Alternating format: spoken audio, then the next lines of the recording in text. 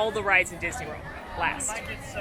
We've done this at some of the other parks, and now it's time for Animal Kingdom. We are gonna rank all of the rides here from absolutely must do when you're in this park to, oh, you can probably skip. We're gonna share tips and tricks about these attractions along the way so that you know how to navigate this park during your next Animal Kingdom visit. I hope you're ready. I hope you're excited. It's gonna be great. But you thought I'd say wild, didn't you?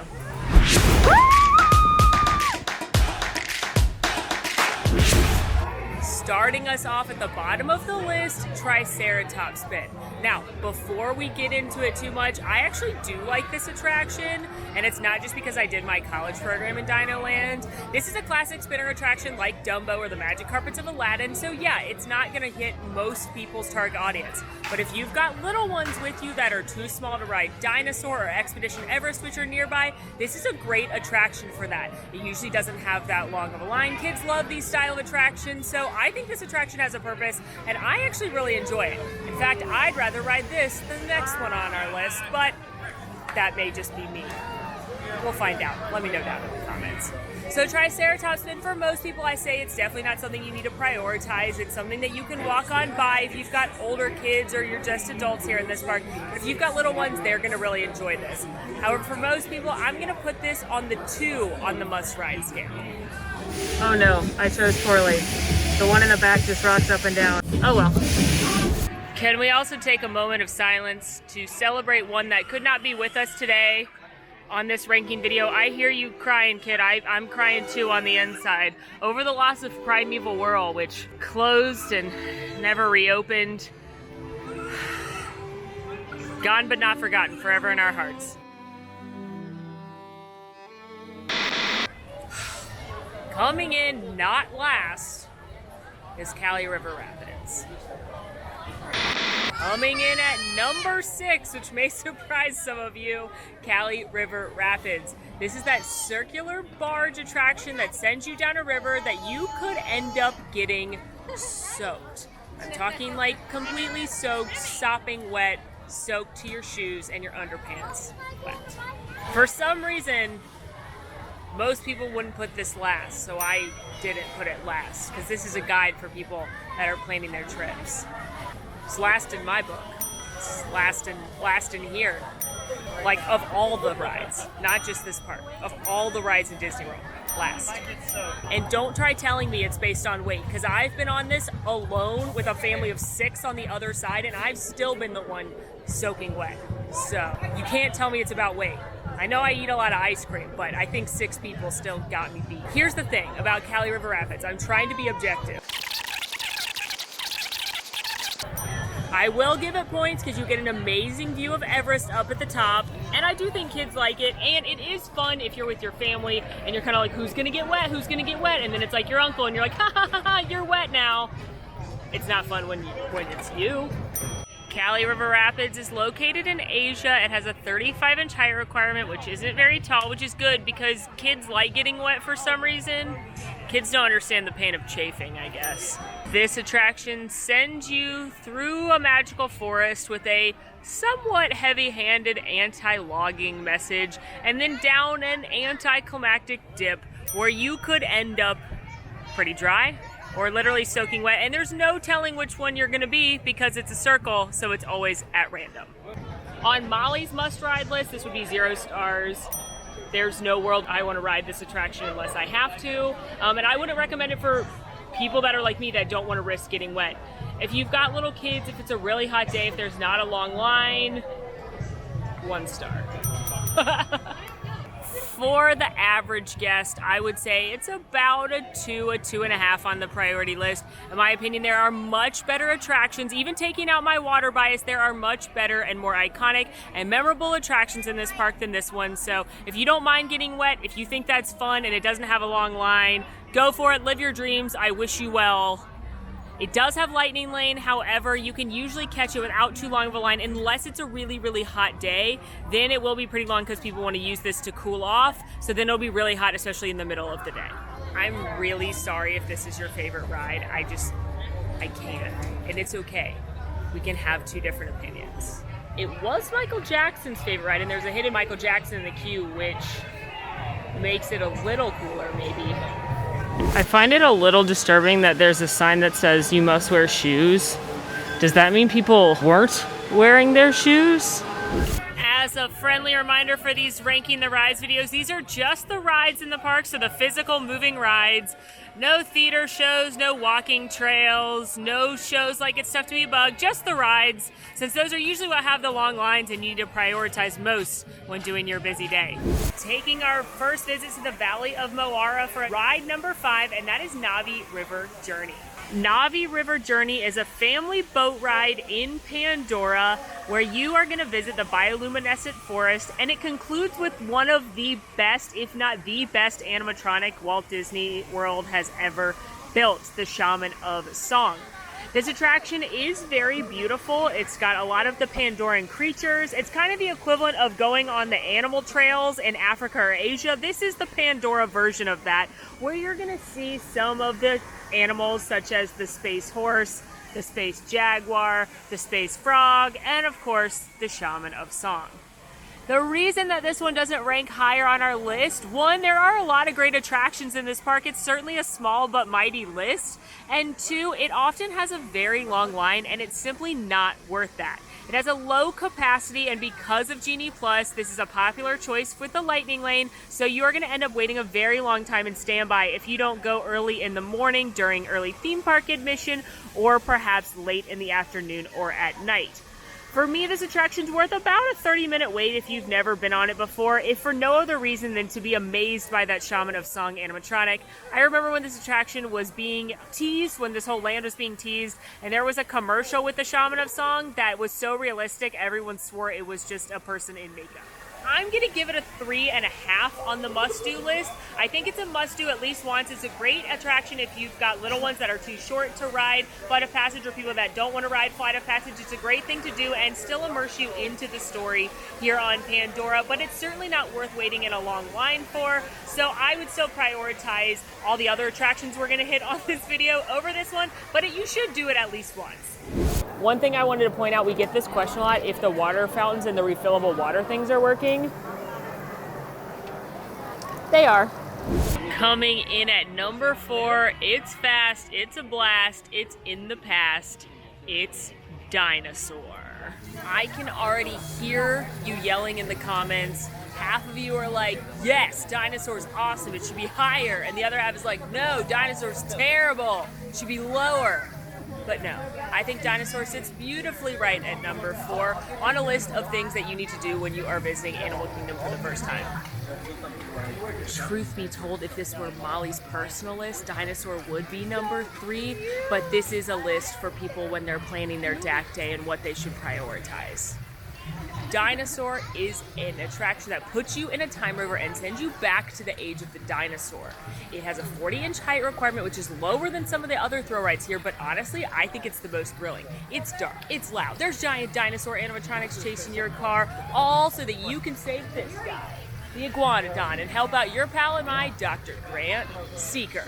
Now, this attraction does have a lightning lane, and I would use it if you are purchasing Genie Plus for this park. However, you don't need Genie Plus for most days on this park, and you can usually score this one with a little bit lower wait. Right now, it's got a 30-minute posted wait. It's a pretty busy day here, so it will fluctuate, so make sure you just get in line when it's a little bit lower. But for me, Dinosaur's the OG thrill ride at this park. It's one of my favorite thrill rides because I love being immersed into an environment more than I like any kind of simulator. So for me, Dinosaur is an absolute must-do when you're in this park. Yeah, I know it's rocky. Yeah, I know it kind of hurts people's back. And yeah, I know it's loud and scary, but you gotta do it. I personally award Dinosaur 5 stars on the must-ride list. As long as you're tall enough and you're not worried your kids are gonna be scared, for me, it's a quintessential part of Animal Kingdom. I've said it before and I'll say it again. This is one of my favorite Easter eggs in all of Walt Disney World. When this attraction first opened, it was sponsored by McDonald's. So the chemical formulas on these red, yellow, and white pipes are actually the chemical makeups of ketchup, mustard, and mayonnaise. That's such a good Easter egg. I'm obsessed with it. Coming in 3rd place from the exotic land of Asia. Nope, not Asia. From the exotic land of Pandora, it's Avatar Flight of Passage. Yes, that's right. The most popular attraction in this park is getting the bronze. Now, I'm sure a lot of you are yelling at your TV or tablet or phone or computer or whatever you watch YouTube on right now, and I'm sorry, but this is a list of the must-ride attractions in Disney's Animal Kingdom, and when I polled our team, a lot of people had Flight of Passage in the third seat behind numbers 1 and 2, which you can probably at this point guess what they are. Don't get me wrong, Flight of Passage is an incredible attraction that you should absolutely prioritize. Flight of Passage is a 3D simulator that puts you on the back of a Banshee as you fly over the Valley of Moara in Pandora. Now, unlike other attractions, you don't have to have seen the movie Avatar to like this attraction. In fact, I'd say most people haven't seen it or have long forgotten it, but still love this attraction. The reason that this attraction does rank lower than some of the others on our list are threefold. Number one, it is a simulator attraction, so not only are you not physically moving through an experience, but it does give some people motion sickness, and that's not fun for anyone. For me, it does make me a little queasy, but nowhere near the level of something like Mission Space or Star Tours. And it is a great attraction, so I'm usually up to just risking it if I'm gonna get motion sick. Number two, it has an incredibly long line. It is very hard to find this line under an hour. It's usually well above it, and it doesn't tend to go down. It is a fancy ride, but it does have a lightning lane, but it's a fancy ride, which means you're paying extra for it, which means the line for the standby queue goes up even higher because people don't want to pay for it, and they have to prioritize the people that do pay for it, meaning you're going to wait even longer in standby. The best way to get on this attraction if you're not going to pay for the fancy ride is to go first thing in the morning, particularly if you are a Disney Resort guest. Go during that early theme park access. That is your absolute best bet. There's also often a dip in the late afternoon, or you can always jump in line just before the park closes, and even though it will still likely be an hour, at least you're waiting an hour after the park's closed and not wasting an hour of your valuable park time. The third reason that this attraction falls a little bit lower on our list is the seat. It is a very unusual, albeit very cool seat that you're going to be on. It's more like a motorcycle than anything else, but it's very constrictive, which means a lot of guests are not comfortable in the seat. There is a test seat outside, so if you are concerned about being comfortable on this attraction, I highly recommend coming in and sitting on that, talking to a cast member before you wait in a very long line, only to find out this isn't going to be an attraction that works for you. Because of that, and because it's just simply not as iconic, as majestic, as beloved as Expedition Everest, we are going to give Flight of Passage the third spot, but it is still going to be a 5 on my must-ride when you come to Animal Kingdom, because despite all of those reasons, it is a phenomenal attraction. It's absolutely beautiful. It's like a pleasant thrill ride. It's basically if Soarin' was a thrill ride in a fantasy land. That's the best way I can explain it to you. So yes, you should absolutely ride it and absolutely prioritize. Make a plan to get on this one, and please don't yell at me so much in the comments because I put this one at number 3. Next, we're in the bioluminescent forest. Here are the mid-queue restrooms. So if you need to utilize those, your party just waits and then kind of jumps back in line. There's a cast member there, but that is something good to be aware of. Fun fact, this guy's name is Hank because he's in a tank, and I think Hank in the tank should get a starring role in one of the next Avatar films, personally. Climbing into number 2, our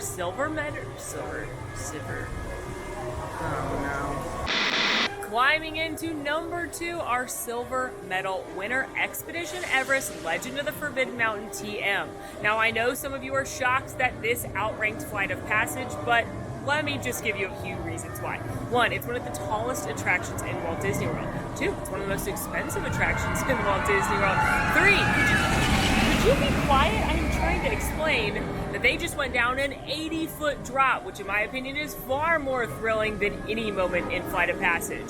Number 4, this one was done by Chief Imagineer Joe Rohde, who went to Nepal to study their culture to create this incredibly immersive attraction with an amazing queue, an amazing backstory, and amazing detail.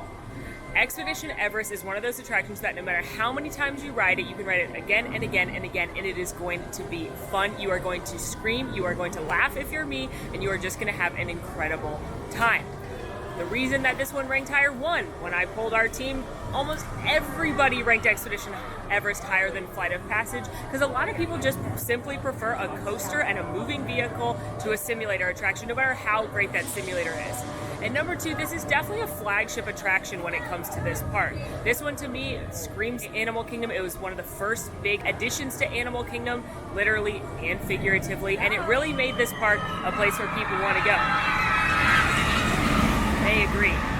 This is my favorite coaster in all of Walt Disney World. It's absolutely amazing. It's for sure a must-do when you come to Animal Kingdom if you're 44 inches or taller. So this one is a winner. Now, one thing I do want to note about Expedition Everest, it is going under a lengthy refurbishment beginning in January through April of 2022.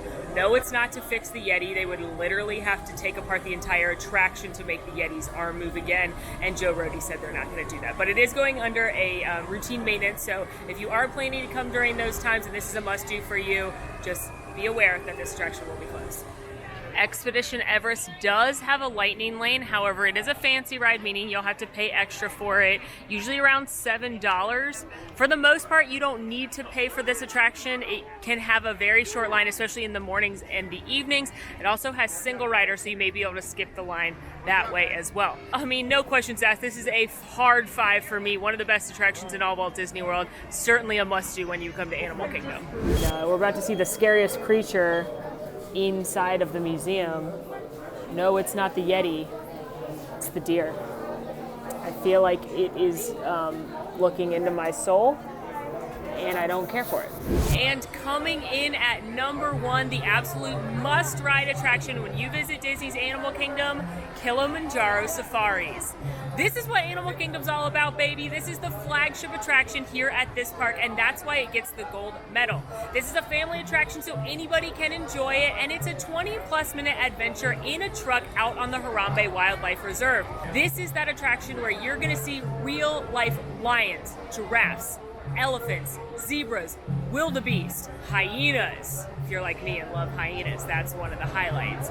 And what's great about this attraction is it's different every time you ride it. You can ride it again and again, and you're gonna have a different experience because these are real animals out there. I've been out there where the truck's been blocked by rhinos that don't want to get out of the way. You can see baby animals. They always have baby animals at Animal Kingdom, so it's fun to look out for those. Now, this attraction is incredibly popular, and of course, that's not a surprise. It's the #1 attraction here in my book and a lot of people's, so it does get a very long line. There's a few key times to ride this attraction, though. My personal favorite time to ride it is first thing in the morning. Not only will it likely have a shorter line because most people go to Flight of Passage, but it's cooler outside, so you're going to get the most active version of the animals. If you go on the first safari, it's not unusual to actually see the male lion get up and roar, and it's incredible. I also really enjoy the evening safaris, not just because that's when they put the hyenas on display, but because the closer it gets to dinner time, the more excited the animals get as well. Another great time to ride it is when it's just rained, because if there's puddles, oftentimes the animals will splash and play in that. Like I said, there's no such thing as a bad safari, so I've been known to go on multiple in just one day to see what the different experience is like, but if you're only going to go on one, make it a good one, make it in the morning. If you are booking Genie Plus, this is a good attraction to use Genie Plus on, but again, I still say do it as early as possible and you'll get the best safari. And if you're a planner, we've got this list for you. Just head to this website right here, sign up for our free newsletter, and the ranking of these rides will come straight to your inbox so you have it easy to go for your next trip. Well, friends, that is a wrap on our Ranking the Rides here at Disney's Animal Kingdom. What do you agree with? What don't you agree with? What's the #1 must ride for you when you're in this park? Definitely let us know. Go fight for your favorites down in the comments. In the meantime, friends, make sure to rate, review, subscribe to our channel, follow us on social media at AllEars.net, and until next time, I'm Molly, and it's been magical. Want to see more of my videos? Click over here. Want to subscribe? You can do that right here. And also, ring that notification bell to make sure you get instantly notified anytime we post a new video. Thanks for following. See you real soon.